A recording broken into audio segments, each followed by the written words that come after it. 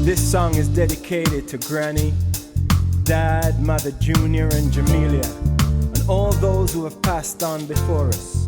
Rest in peace until we meet again. Okay. Hi everyone. I wasn't planning on doing this today, but a good friend of mine by the name of Joshua Stroud just contacted me and made me aware that his brother Ethan was shot and killed. And he's in shock and his family is in shock. And they asked me if I could share with them what happens when somebody dies. So I'm going to attempt to break this down in a simple way as possible based on the knowledge that I've been given from the Urantia Book. So, you know, some people may not agree with what I'm going to say right now, and for some it may be a revelation, but I'm going to share what I believe and what I know so far. And I'm going to break it down in a simple way. So if anybody needs me to get deeper than I'm going to get right now, please send me a message, and you know, maybe I'll answer you by text or do a follow-up video which goes into more depth. But for right now I'm going to just do a simple breakdown which hopefully will help the masses, and especially people who've lost a loved one, to get an understanding of what really happens, and what happens to all of us eventually. So let me put this pen down. So here goes. Actually I'm in my outdoor living room right now, and it's a bit windy and there may be a couple planes flying overhead, but I'm going to still go, you know, try my best to go through with this and give you a breakdown. So here we go. So I want to start with, which obviously we all know is the first thing, which is, and I'll put a smiley face, which is a personality or a person. I think the first thing we need to understand, which a lot of people already understand, but I'm going to discuss it anyway, is, you know, what is a person? You know, what makes up a personality? And we already know on the simplest term that a personality is made up of a body,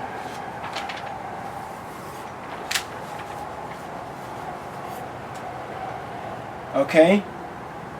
But we know that when somebody dies, they are no longer recognized as being a part of the body. So people call it different things, but I'm going to use the word soul. Okay? So you have a personality, the person passes away and is no longer recognized as one entity, but becomes divided as a soul and a body. We then know that the body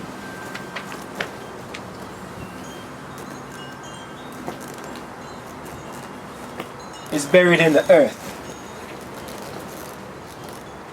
and that we say goodbye to the body,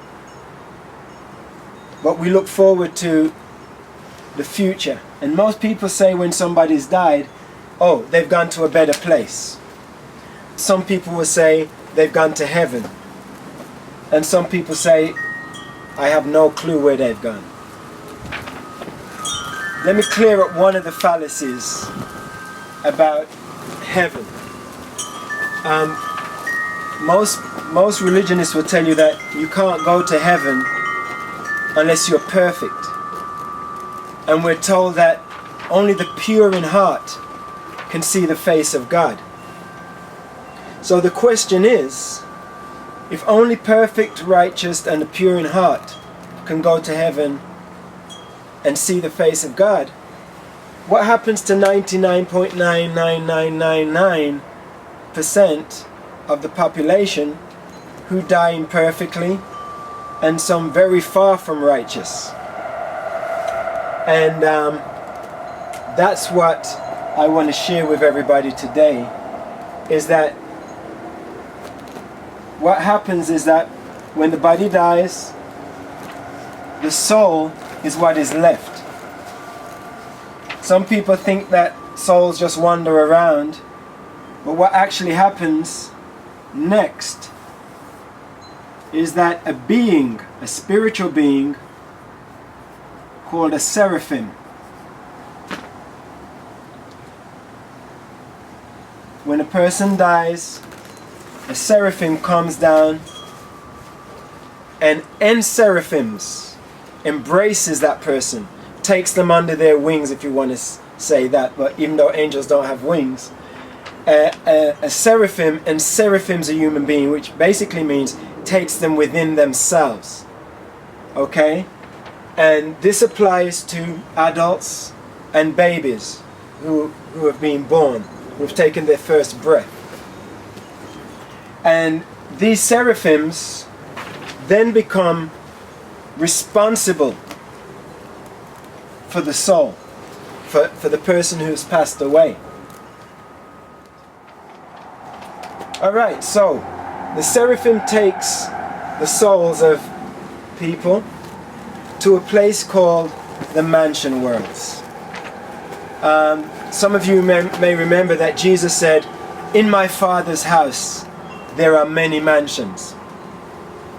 And the beautiful thing is that God has a plan for us, that we can be educated and trained to become perfect and righteous and pure in heart, so that we can enter into his home, which is called heaven or paradise.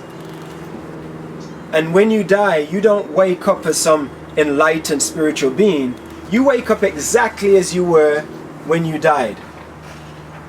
So if you were far from spiritual, then you're going to get trained when you wake up in the next place. The next place, I'm going to just do a quick description, is called the mansion worlds. Mansion worlds. It's composed of 7 different training worlds. And the first world here, which is called Mansion World number 1, is also known as the resurrection sphere, where everyone, whether you're a Muslim, Christian, Hindu, Buddhist, atheist, Rastaman, whatever you are, we all get woken up here, which is going to be a fun experience when everyone's looking at each other going, "What the hell are you doing here?" Anyway, we all get woken up here. They also have a place here called the probationary nurseries, where all the children who took their first breath and died are taken to. And parents who wake up on this world will be told that your child who died before they turned 16 is in a place called the probationary nursery, and they are asleep. And you can now come and wake up your child.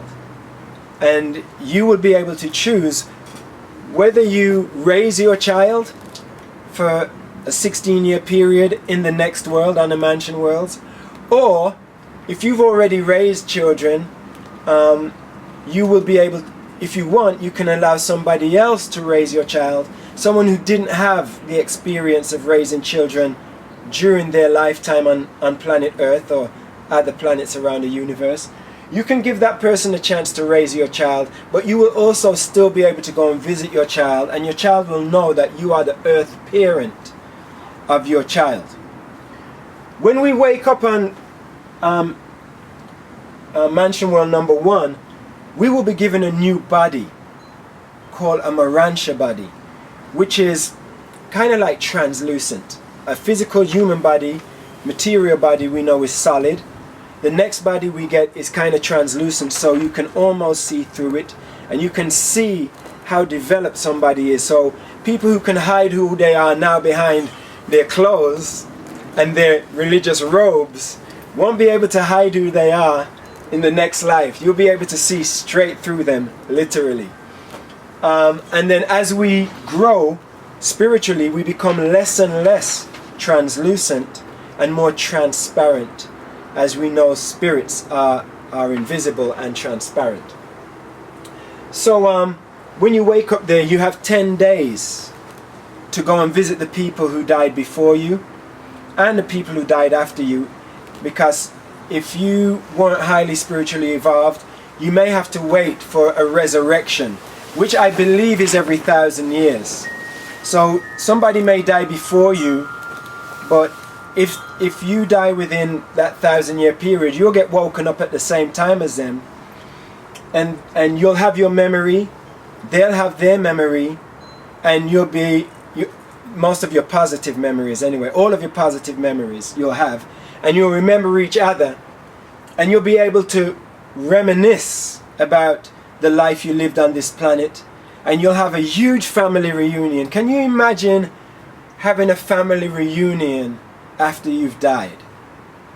Seeing your grandparents, your great-grandparents, your grandchildren who you died before, you know, everybody coming together, your friends, you know, me, I'll be there, so you'll be able to come and say, "What's up, Pato?"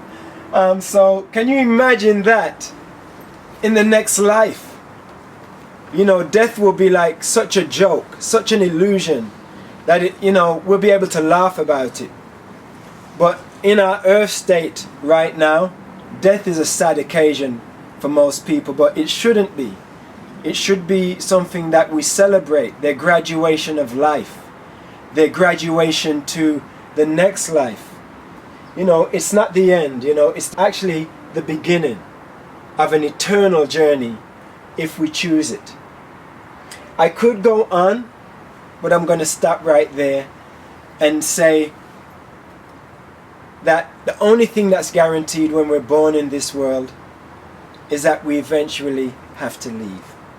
Some people die peacefully in their sleep, some die naturally, some die of sicknesses, some die violently, which is the saddest type of death, I believe, on this planet, when someone is killed by somebody else. But even in those situations, there is hope.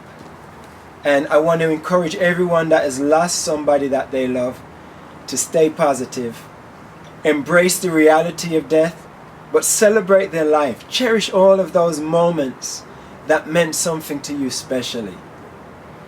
And just pray, you know, that their seraphim has taken them safely, and look forward to a time in the mansion worlds when you will be able to embrace them and hug them again.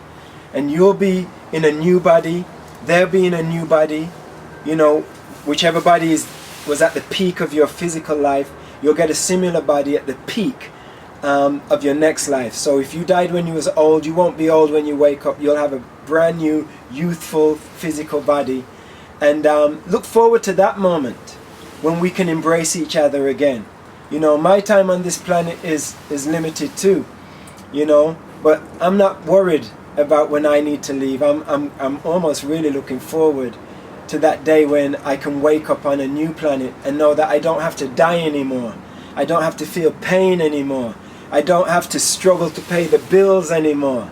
You know, I don't have to deal with the worry of war and racism and injustice anymore.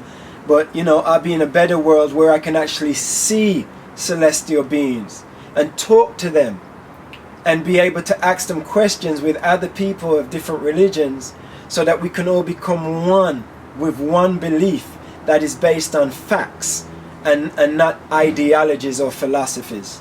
So anyway, my name is Pato Banton. This is my opinion based on revelation, and I'm glad I could share it to you in the simplest way. I could have gone deeper, but I don't think this is the right time. Maybe I'll do a deeper one later, but that's it for now. Peace. with her flawed. The only guarantee is that we all have to leave. Eventually some will pass, some will just fuse. Many will survive, some will choose to refuse. But I know there's a place for each and every one, 'cause in my Father's house there are so many mansions. It's a better place. One step closer to perfection, in the mansion halls of resurrection. It's a better place. Can you imagine the occasion? What a beautiful family reunion. It's a better place. And we don't lose our memory, so I'll remember you and you'll remember me. Oh, what a happy day it will be when we meet on the other side. When you lose somebody, when you lose someone, when you lose somebody you love, remember they gone to a better place, a better place, a better place. They gone to a better place, a better place, a better place. It's a better place. Oh, what a happy day it will be. It's a better place. Oh, what a happy day it will be. It's a better place. Oh, what a happy day it will be. It's a better place. Oh, what a happy day it will be when we meet on the other side.